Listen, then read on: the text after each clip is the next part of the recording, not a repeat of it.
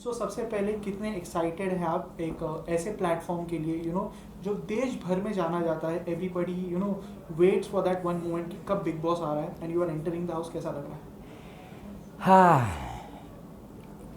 बहुत ज़्यादा overwhelm feel कर रहा हूँ क्योंकि मुझे कि मैंने क्या सोचा था, मैं क्या बनने वाला हूँ और कहाँ से क्या हो रहा है, मैं एकदम ही ऐसे बोलते हैं ना कि हम स्पीचलेस कि जो भी हो रहा है सब कुछ सही हो रहा है and it's all because of the audience. I want to say thank you. जो भी आजकल आज जो भी हूँ मैं वो आपकी वजह से हूँ एंड ऑफकोर्स ऊपर वाले की वजह से आधे से ज़्यादा चीज़ें होती उसके बिना हो ही नहीं सकती है। तो जब मुझे सबसे पहले न्यूज़ मिली मैं ऐसे था कि ओके, पहले टू माइंड्स सबसे, क्योंकि मैं 2-3 बार पहले अप्रोच हो चुका हूँ, पर तभी क्या हुआ था कि मैं इधर यहाँ नहीं था, कहीं और था, तो वो हो नहीं पाया। फिर कोई और प्रोजेक्ट के लिए मैंने हाँ बोल दिया था, कमिटमेंट इश्यूज़ उसकी वजह से वो हो गया था।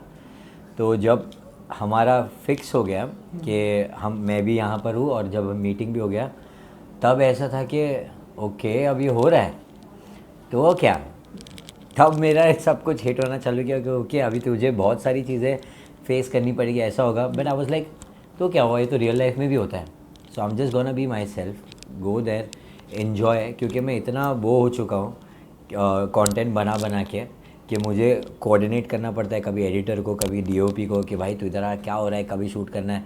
यहाँ पे ऐसे होने वाला है कि मैं अंदर जाके सिर्फ करूँगा परफॉर्म और वहाँ पे जाके सब एडिट अपने आप होगा। तो आई एम एक्साइटेड एक्चुअली। अब मेरा सारा नर्वसनेस हट चुका है, अब मैं सुपर एक्साइटेड हूँ अंदर जाने के लिए। So what has been your earliest memories? मतलब बिग बॉस काफ़ी, आई थिंक ये 19 सीजन है, काफ़ी सालों से ये शो आ रहा है, बड़ी बड़ी पर्सनालिटीज़ इसमें आ चुकी है, चाहे वो टीवी की हो, पॉलिटिशियंस हो, एक्टर्स हो, and this has been a gateway to fame, अगर मैं if I am not wrong, क्योंकि आजकल बिग बॉस ऐसा हो गया इट है, is it is a gateway of fame बन चुका है। So what has been your earliest memories and कब आपने सोचा था कि यार चलो लेट्स ट्राई बिग बॉस, मुझे उसमें जाना है? मैं आपको मेरे बारे में कुछ बताऊंगा ताकि आपको उससे समझ में आ जाएगा क्यों। मैं हमेशा से ना एक कंपेटिटिव और ऐसे एक्सप्लोर करने वाला इंसान रहा हूँ, क्योंकि मेरी जर्नी आप देखोगे तो मैं पहले डांसर था, फिर कंटेंट क्रिएटर बना, उसके पहले मैं म्यूज़िक डायरेक्टर का बेटा हूँ जो म्यूज़िक सीखना चाहता था? नहीं चाहता था, और अच्छा, नहीं चाहते थे। डैड सिखाना चाहते थे और मुझे था कोई और ही चीज़ में इंटरेस्ट। तो मैंने फिर भी वो भी 100% दिया है। सो बेसिकली जब मेरे एग्ज़ाम्स हुए थे पियानो के, तो आउट ऑफ 100 मैंने 87 स्कोर किया था। तो मेरा ऐसा ही रहा है कि कुछ भी करो, भले ही वो इतना मुझे पसंद हो ना हो, मुझे कोई भी नई चीज़ बहुत इंटरेस्टिंग लगती है। तो मैंने म्यूज़िक में भी 100% दिया है, डांस में भी 100% दिया है, जब सोशल मीडिया आया तभी भी 100% दिया है। तो आज जो भी मैं हूँ आप देख सकते हो कि मैं वो फाइट करते करते ये जगह पर आया हूँ। तो एक बॉक्स क्लिक करना रह गया है कि रियलिटी शोज़।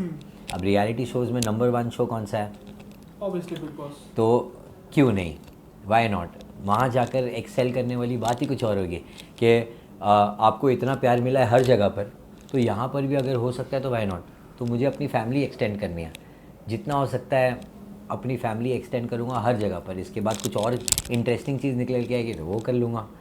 सो अगर मैं बात करूँ, जैसे आपने कहा कि you have been a content creator, एक इंटरनेट पर्सनालिटी हैं आप, आपके ऑलमोस्ट 3 करोड़ से ज़्यादा फॉलोअर्स हैं अक्रॉस सोशल मीडिया। सो आपकी एक ऑरा है, आपकी एक वाइब रही है कि you are very positive towards everything.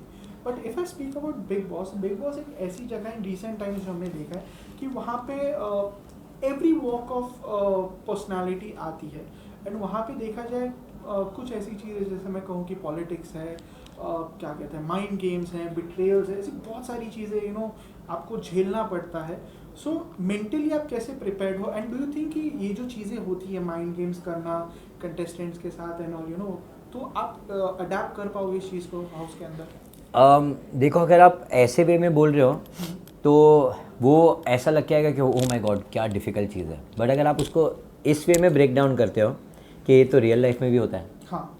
बस कैमरा नहीं है, तब सब कुछ ऐसा लगने लगता है कि हाँ बहुत इजी हो जाता है। इजी ही है। बस ऐसा है कि आपको लोग देख रहे होगे, तो आपको चेंज नहीं होना है। आप जो रियल लाइफ में हो आप वैसे अगर वहाँ पे खेलोगे, भले कितनी भी स्ट्रांग पर्सनैलिटी हो, अगर आप सही हो तो आप गलत कभी हो ही नहीं सकते। तो मुझे ऐसा लगता है कि मैं I will always try and be towards what ever is right, और अगर मैं नेगेटिविटी से जितना दूर रहूँगा I think everything will work towards सही जाएगा सब कुछ। तो मुझे इसके लिए इतना स्ट्रेस नहीं हो रहा है। पहले मेरे को लगता था कि यार बहुत डिफ़िकल्ट गेम होगा, पर ये क्या है, वो लाइफ गेम ही है। बस उन लोग टास्क दे के जो हमको रियल लाइफ में अचानक से आता है, वहाँ पे हमको पता है कि आने वाला है। तो सिमिलैरिटीज़ तो दोनों में ही हैं, बस वहाँ पे ऐसा कि आपको खेलने के लिए लोग देखने वाले हो गए, तो आपको एंटरटेन करना है। तो मैं जाने ही वाला हूँ यही बेसिस पे कि मैं दिखाऊंगा कि मैं एज अ पर्सन कितना फ़न हूँ, जो आपने कभी देखा नहीं है। आपने देखा होगा मेरे चैलेंज वीडियोज़ में, जहाँ पे मैं अपनी फैमिली के साथ में खेलता हूँ, मैं जनरली ऐसा ही हूँ। तो मेरे को वो मेरी रियल पर्सनैलिटी उनको दिखाना है। तो आपका एक्चुअल क्या कहते हैं द रियल आवेश दरबार कैसे हैं वो आपको ऑन स्क्रीन दिखाना, the real you, the real me. कोई उनको लगता होगा कि मैं फ़िल्टर करके वीडियो बनाता हूँ ना, तो आप देख लो कितना फेक करूँगा मैं वहाँ पर, देख लेना आप वहाँ पर। सो या एंड बिग बॉस जैसे कहते हैं ना कि एक 90 डेज 120 डेज के लिए आप दुनिया से कट ऑफ हो जाते हो, पूरा you are away with your family, you are away with your friends, आपके ऑन फील्ड जो आपके दोस्त होते हैं, everything is you know no phone nothing, मतलब आपको पता ही नहीं दुनिया में बाहर क्या चल रहा है, like people are missing you. So कभी ऐसा हुआ है कि आप अपनी फैमिली से दूर हो, will it be easy for you, you know, क्योंकि आप as a social media content creator आपको तो रोज़ कुछ ना कुछ हज़ारों लोगों से मिलना होता है, हज़ारों चीज़ें करनी होती है, बट क्या आपके लिए इजी हो पाएगा उतना कि stay away from the world? इसके बारे में मैंने रिसेंटली अभी जस्ट हम लोग ने इसके बारे में डिस्कस किया है कि फैमिली से दूर तो रहा हूँ मैं बहुत बार।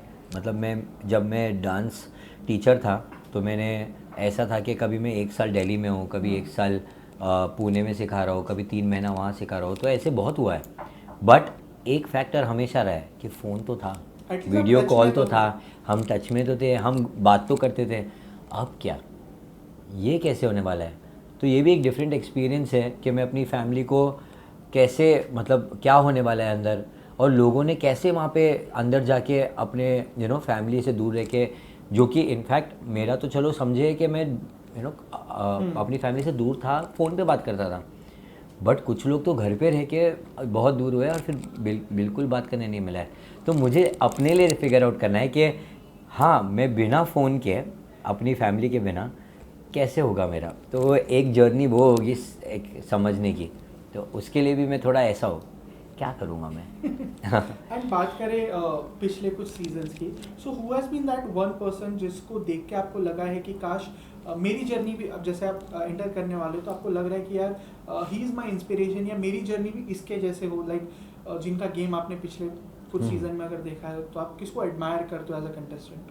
देखो ऑनेस्टली मुझे ना ऐसे बहुत सारे कंटेस्टेंट्स पसंद है, बट ऐसे एडमायर करने वाले तो I think Gauhar number 1 list पे एंटर करते हैं, नॉट बिकॉज वो फैमिली है, क्योंकि मेरे को जेन्युइनली एज अ पर्सन वो बहुत पसंद है।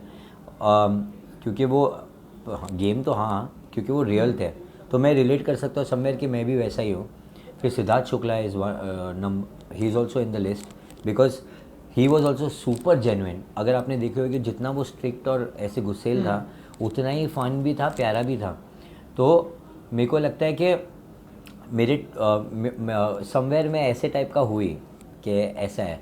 फिर अगर आपने मुनव्वर को देखा होगा तो वो भी ऐसे फ़नी है, रोस्ट करता रहता है, पर फन वे में, कि किसी किसी को ऐसे ही बोल देना, मस्ती में बोलना। मेरा भी ऐसे ही नेचर में, मेरी फैमिली वाले को बहुत चिढ़ाता हूँ। तो ऐसे ऐसे कुछ कुछ चीज़ें मैं देखता हूँ और मैं ऐसे देख के ऐसा करता यार मैं भी ऐसा ही हूँ, अरे मैं भी ऐसा हूँ। तो मेरे को देखना है कि मैं वहाँ जाकर कैसे होने वाला हूँ। आपकी चॉइसेस भी बहुत अच्छी है, I think you have chose all the winners. तो कहीं ना कहीं कहते हैं Shehnaaz is also there inside, but देखा जाए आपने पहले 3 नाम नहीं दिए, ऑल आर विनर्स।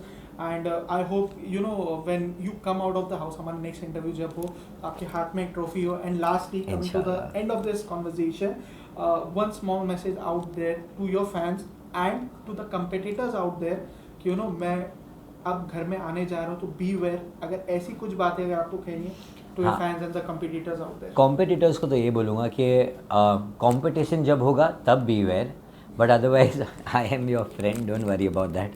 कंपटीशन के अंदर मैं एक अलग ही इंसान रहूँगा, एकदम कंपेटिटिव रहूँगा।